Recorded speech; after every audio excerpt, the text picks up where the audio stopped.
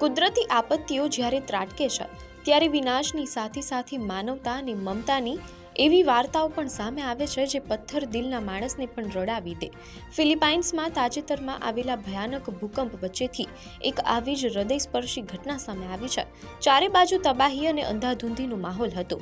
ધરતી ધ્રુજી રહી હતી અને ગગનચુંબી ઇમારતો પત્તાના મહેલની જેમ હલી રહી હતી.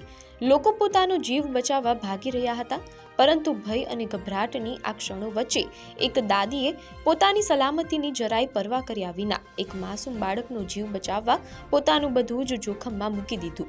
જ્યારે આસપાસથી કાટમાળ પડી રહ્યો હતો ત્યારે તેમણે પોતાના શરીરને ઢાલ બનાવીને નાના બાળકને સુરક્ષિત રાખ્યું.